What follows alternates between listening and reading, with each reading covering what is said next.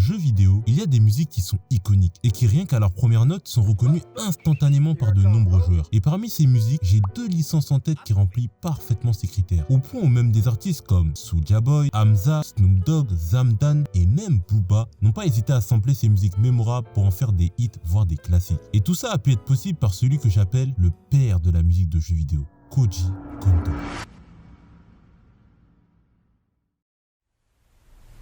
1961, à Nagoya au Japon est né un génie.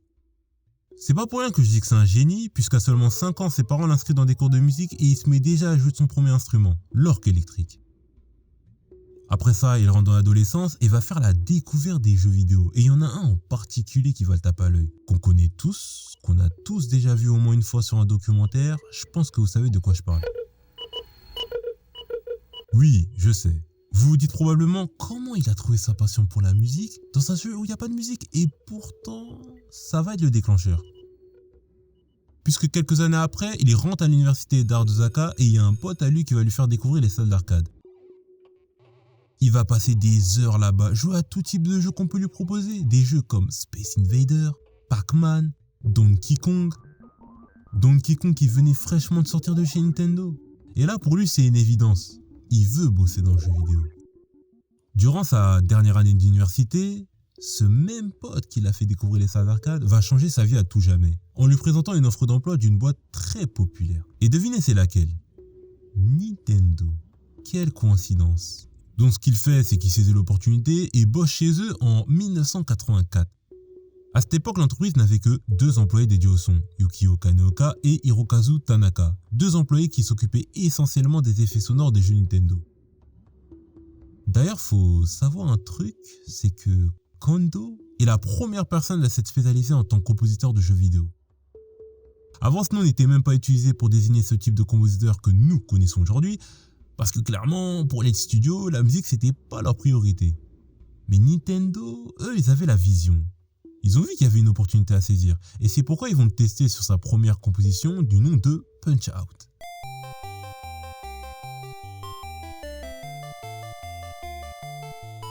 Pendant que Nintendo est en train d'éveiller un futur génie, il y a leur nouvelle console là qui commence à faire du bruit, la Famicom, sous le nom de NES chez nous. Ils vont créer un jeu de simulation du nom de Golf, dont Kondo sera en charge de composer les musiques. Ce jeu va lui permettre dans un premier temps de se familiariser avec la console et par la suite de créer un manuel de programmation du nom de Family Basic.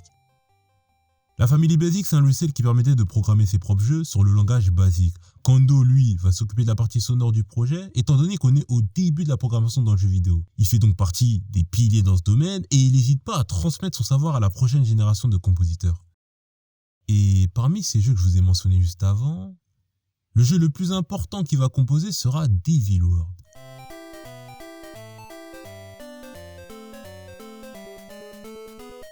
Pourquoi est-ce que Devil World est le jeu le plus important pour notre cher compositeur? Parce que ce projet va lui permettre de faire la rencontre d'un crack du nom de Shigeru Miyamoto. C'est un grand passionné de musique et il était totalement conquis du talent de Kondo. Donc il va le voir et il va lui dire « Mec, t'es chaud ! Ça te dit d'être responsable du son d'un projet qui va révolutionner le jeu vidéo ?» Là, la proposition qu'il va lui faire va choquer bien plus que l'industrie du jeu vidéo. Puisqu'en 1985, ces 2 génies vont bosser ensemble sur un projet révolutionnaire, sur un projet ambitieux. Et ce projet, je crois bien qu'ils vont le réussir.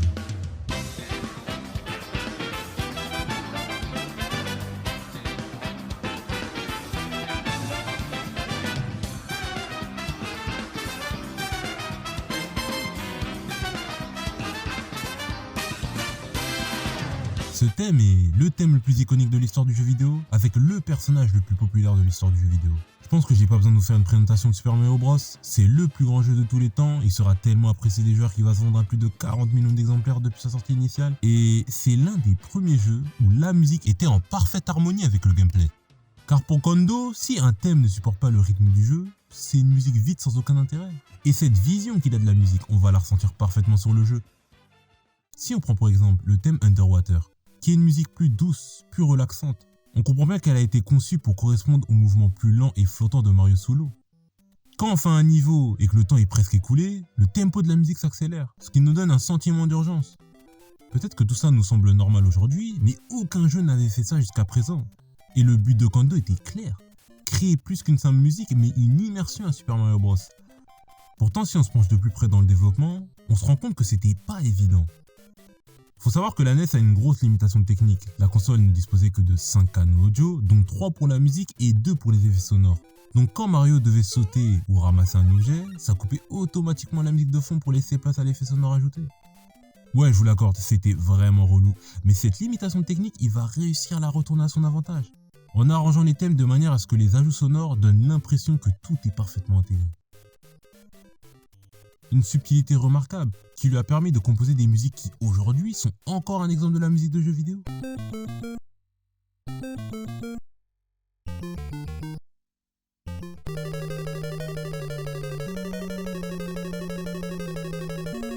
Même Snoop Dogg et Lil Yachty, deux grands artistes de l'industrie de la musique, ont su reconnaître son talent en samplant la BO de Super Mario Bros pour en faire un hit pour leur propre musique. Et c'est pas les seuls à le faire, puisque d'autres artistes ont suivi ce chemin, mais cette fois sur une autre licence. Une licence tout aussi incroyable, qui lui aussi voulait rentrer dans la légende.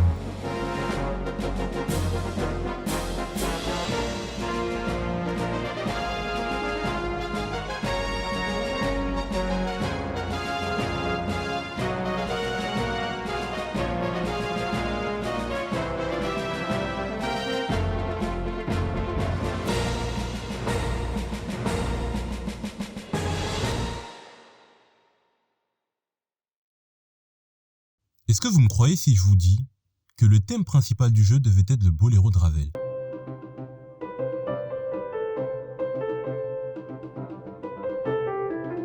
Kando avait pour idée de l'utiliser parce qu'il trouvait que la musique illustrait parfaitement l'univers de Zelda. Sauf que, il remarque trop tard que cette musique n'est toujours pas rentrée dans le domaine public. Faut savoir qu'une œuvre devient libre de droit 50 ans après la mort de son propriétaire, et que la date de prévue pour Zelda était de 49 ans et 11 mois. 1 an! Imaginez seulement s'ils avaient entendu 1 an de plus, eh bien le thème de Zelda aurait pu ressembler à ça.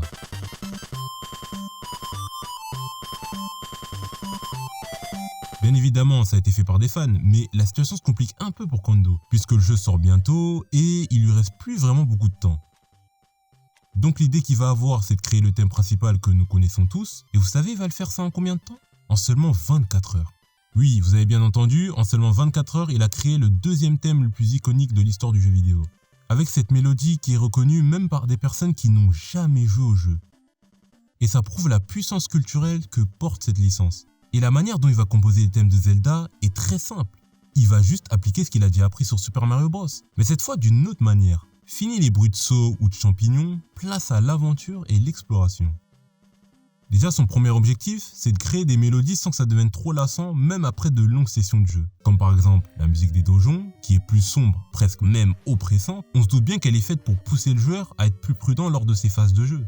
Tout ça a été fait dans l'unique but de rendre le jeu le plus attractif possible. Et l'approche que Kando va avoir pour la musique de Zelda va pas simplement sublimer les joueurs, mais va définir un standard pour la musique d'ambiance dans les jeux vidéo.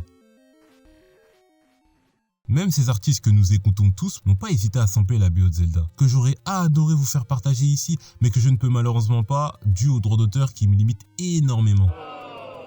Mais dans cette histoire, je suis pas le seul à être limité, puisque même la NES commence à avoir ses limitations techniques qui se fait ressentir par énormément de joueurs. C'est pourquoi en 1990, Nintendo décide de sortir la Super NES. Une console beaucoup plus avancée techniquement, qu'on ressent pas seulement sur les graphismes, mais aussi sur les musiques. Là où la NES n'avait que 5 canaux audio, avec la Super NES, elle en a maintenant 8. Avec un processeur sonore capable de produire des compositions beaucoup plus riches et beaucoup plus complexes.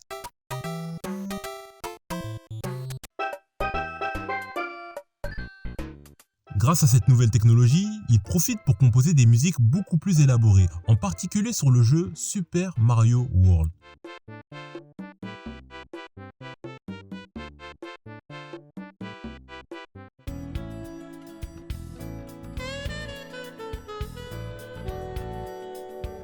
Sauf que cette fois, il va plus composer seul, puisque maintenant c'est plus qu'un simple compositeur, mais une figure incontournable de chez Nintendo, qui a réussi à propulser les musiques de Mario et Zelda dans la pop culture, mais c'est devenu aussi une source d'inspiration pour énormément de jeunes compositeurs. Et ses responsabilités au sein de l'entreprise vont grandement changer, puisque maintenant il sera en charge de superviser son équipe sur différentes compositions des futurs jeux de l'entreprise.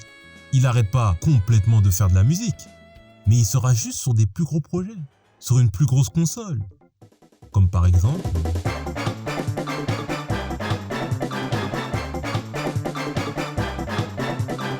1996, une année où Nintendo lance sa plus grosse bombe, la Nintendo 64. Une console beaucoup plus puissante, beaucoup plus performante et donc des possibilités créatives beaucoup plus grandes pour notre cher Kondo. Sauf que pour Mario 64, son traitement sera un peu différent. Car Kondo va utiliser une technologie peu exploitée dans l'industrie, la musique adaptative. Ok, là vous vous demandez, c'est quoi ça encore? C'est tout bête, mais comme son nom l'indique, c'est une musique qui s'adapte à l'environnement en temps réel. Aujourd'hui, c'est devenu une norme dans le jeu vidéo, par exemple dans Uncharted, à la fin d'un combat. Une technologie qui a été utilisée pour la première fois par Hirokazu sur le cultissime Metroid premier du nom. Et pourtant, pourquoi c'est que maintenant qu'on entend parler de la musique adaptative? Parce que sur Mario 64, Kondo va l'utiliser de la manière la plus ingénieuse qui soit. Par exemple, si on prend le légendaire niveau aquatique, quand le joueur décide de nager sous l'eau, la musique va prendre une sensation de calme et de profondeur sous-marine.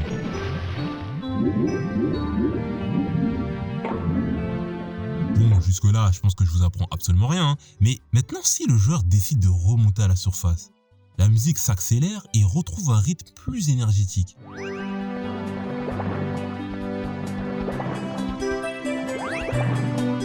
Cette technologie qui a réussi à conquérir le cœur de nombreux joueurs, on va le ressentir dans les différents niveaux de Mario 64. Et tout ça grâce à un processus musical très minutieux qu'on appelle la musique adaptative approche verticale. Pourquoi verticale? Parce que c'est tout simplement des segments de musique qui vont s'empiler de haut en bas et qui vont soit s'ajouter ou se retirer en fonction du type d'environnement dans lequel le joueur va se trouver. D'où cette transition fluide des musiques de Mario 64. Bien évidemment, cette technologie va demander 2 fois plus de travail pour notre cher Kondo, mais un travail remarquable qui a permis d'imposer une nouvelle vision de la musique de jeux vidéo et de nous faire rêver à travers des sons qui, encore aujourd'hui, restent inoubliables.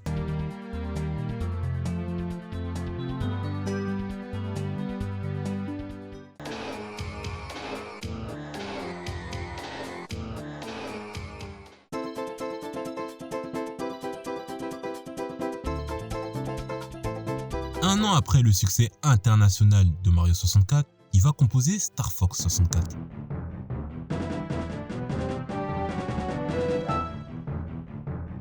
Et si, à votre avis, on a un nouveau Mario? Bien évidemment, on a un nouveau Zelda, et pas n'importe quel, puisque pour beaucoup, c'est l'un des meilleurs. Si je devais définir un jeu qui représente parfaitement la musique adaptative, sincèrement je dirais Zelda Ocarina of Time. Et pour 2 raisons. Déjà la première, c'est que cette fois la musique est au cœur de la narration pour cet opus. Et la deuxième, c'est qu'ils vont mettre un instrument qui va complètement changer notre vision de voir la musique de jeux vidéo. L'ocarina. On le connaît tous, c'est l'arsenal le plus populaire de Link qui va permettre aux joueurs de changer la météo, ouvrir des passages secrets ou encore faire danser Goron. Une expérience de jeu originale qui avait jamais vu le jour jusqu'à présent.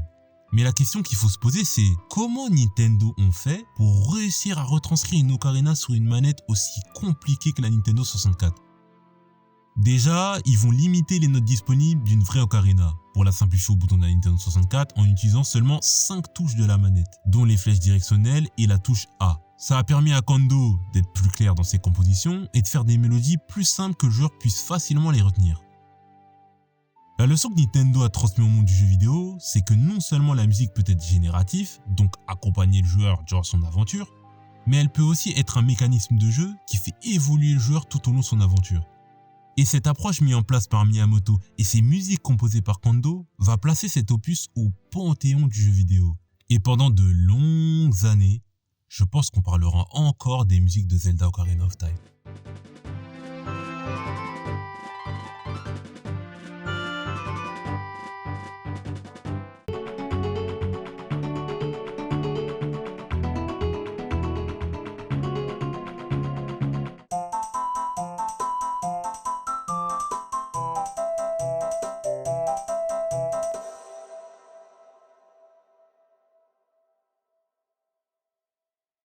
Bon, vous vous doutez bien, Kondo est bien plus qu'un simple compositeur, mais un innovateur, qui a marqué l'histoire du jeu vidéo en créant l'identité sonore des plus grandes franchises de Nintendo. Ses musiques sont devenues tellement incontournables dans la pop culture qu'elles sont souvent jouées dans des concerts comme la Symphonie à Londres. Sa musique a su former et inspirer d'autres grands noms de l'industrie que nous connaissons tous, comme Nobuo Uematsu sur Final Fantasy, Yoko Shimomura sur Kingdom Hearts et plein d'autres. Et cette polyvalence artistique, on la doit en partie aux influences musicales qu'il a eues étant plus jeune. Des groupes les plus populaires des années 70, début des années 80, comme Cassiopeia, Nanami Express ou encore Deep Purple. Toute cette influence ont joué un rôle important dans l'évolution de cette légende que nous connaissons aujourd'hui. Et parmi les nombreuses récompenses qu'il a reçues dans sa carrière, la plus récente sera la DICE Award, une belle reconnaissance de tout ce qu'il a apporté au monde du jeu vidéo. Koji Kondo est personnellement clairement le père de la musique de jeux vidéo. Et je pense que pendant de longues années, on parlera encore de ses chefs-d'œuvre.